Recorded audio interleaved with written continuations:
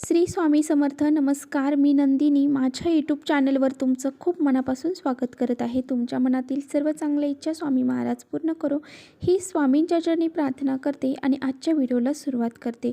तर पहा, उद्या आहे सोमवार आणि 29 जानेवारी या दिवशी आलेली आहे या वर्षीची संकष्टी चतुर्थी.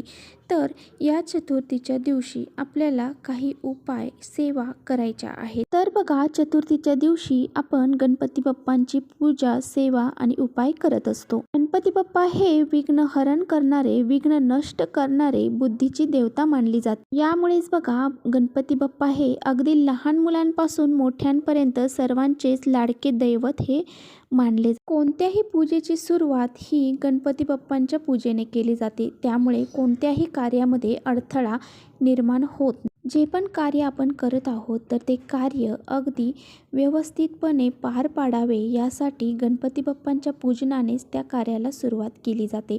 कारण गणपती बाप्पा हे विघ्नहर्ता. या दिवशी गणपती बाप्पांना आपल्याला त्यांच्या आवडतीच्या वस्तू ज्या आहेत, म्हणजे जास्वंदाचं फूल असेल, दुर्वा असतील, त्याचबरोबर गुळ खोबऱ्याचा नैवेद्य असतील, तर ह्या गोष्टी अर्पण करायच्या आहेत. आणि त्याचबरोबर काही उपाय देखील आपल्याला या दिवशी करायचे आहेत, ज्यामुळे गणपती बाप्पांची कृपा आशीर्वाद आपल्याला लाभतील आणि आपल्या जीवनामध्ये कोणत्याही गोष्टीची अडचणी ह्या निर्माण होणार नाही.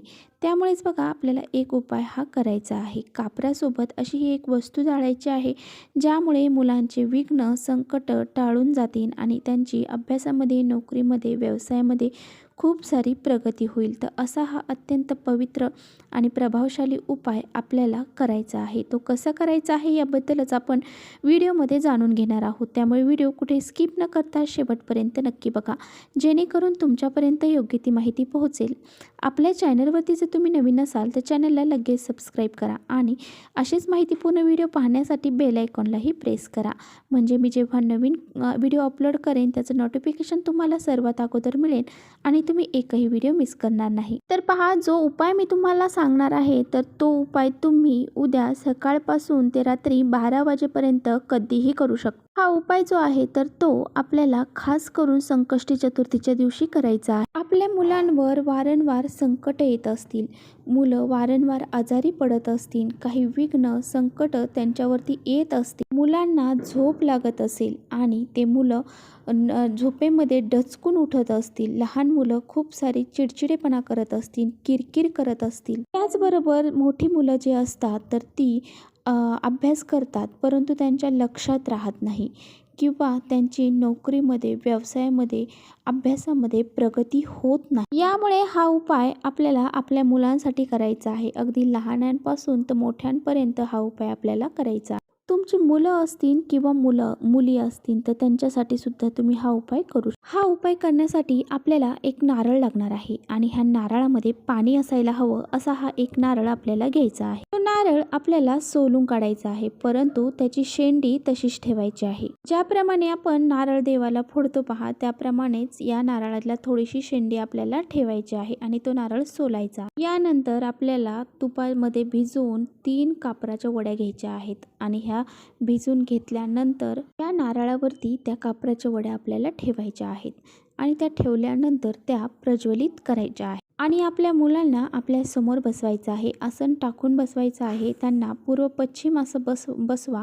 आपलं तोंड हे पूर्व पश्चिम झालं पाहिजे, अशा पद्धतीने बसवायचं आहे. तर बघा, मुलांना पूर्व पश्चिम बसवल्यानंतर आपल्याला काय करायचं आहे तर तो नारळ घ्यायचा आहे प्रज्वलित केलेला उजव्या हातामध्ये आणि हा 7 वेळा मुलांवरून उतरवून घ्यायचा आहे. तर बघा, हा नारळ आपल्याला उतरवायचा कसा तर मुलांच्या डोक्यापासून तर पायापर्यंत आपल्याला हा नारळ उतरवायचा आहे. उतरवत असताना मुलांच्या डोक्याला स्पर्श झाला पाहिजे आणि खाली जमिनीला स्पर्श झाला पाहिजे, अशा पद्धतीने आपल्याला तो नारळ उतरवायचा. आता बघा, हा नारळ मुलांवरून उतरवल्यानंतर आपल्याला तो लगेचच घराच्या बाहेर घेऊन जायचा आहे आणि घराच्या बाहेर तुमच्या आसपास वाहतं पाणी असेल तर त्या पाण्यामध्ये सोडून द्यायचं आहे. आणि जर असं वाहतं पाणी आपल्या आसपास नसेल तर आपल्याला काय करायचं आहे तर हा नारळ जो आहे तर तो आपल्याला डस्टबिनमध्ये टाकून द्यायचा आहे. आणि जर तुम्हाला डस्टबिनमध्ये नसेल टाकायचा तर तुमच्या घराच्या दक्षिण दिशेला काही मोकळी जागा असेल अशा ठिकाणी तुम्हाला टाकायचा आहे, परंतु हा टाकताना कुणाच्याही घरावर किंवा कोणी तिथे जाईल अशा पद्धतीने तिथे टाकू नका. म्हणजे ह्या नारळामध्ये भरपूर सारी नकारात्मक शक्ती आलेली असते आणि त्यामुळे आपल्या चांगल्यासाठी दुसऱ्याचं वाईट होणं हे सुद्धा खूप मोठी चूक आहे. त्यामुळे अशा पद्धतीने आपल्याला करायचं नाही. आता बघा, जर तुम्हाला फेकायला जागा नसेल तर घराच्या आसपास थोडंसं बाहेर जाऊन खड्डा घ्या आणि त्या खड्ड्यामध्ये तो नारळ तुम्ही पुरून टाकला तरी चालेल. नारळ पाणी असल्यामुळे ह्या नारळामध्ये तर आपल्या मुलांची जी नकारात्मकता आहे, जे दोष आहेत, ज्या अडचणी संकट आहेत त्यांच्यावर येणारे, ते सर्व त्या शोषून घेत असतात. ते पाणी शोषून घेत असतं. त्यामुळे हा नारळ आपल्याला कुणी परत वापरणार नाही याची काळजी घेऊनच त्याची विल्हेवाट लावायची आहे. आता बघा, तुम्ही म्हणता आमच्या घरामध्ये 2 मुलं आहेत, 3 मुलं आहेत, तर ह्या मुलांसाठी वेगवेगळा नारळ वापरायचा की एकच नारळ वापरायचा, हा प्रश्न प्रत्येकालाच पडलेला असेल. आता बघा, हा जो एकच नारळ आहे तोच तुम्ही तिन्ही मुलांसाठी वापरू शकता. वेगवेगळा नारळ वापरायची तुम्हाला अजिबात गरज.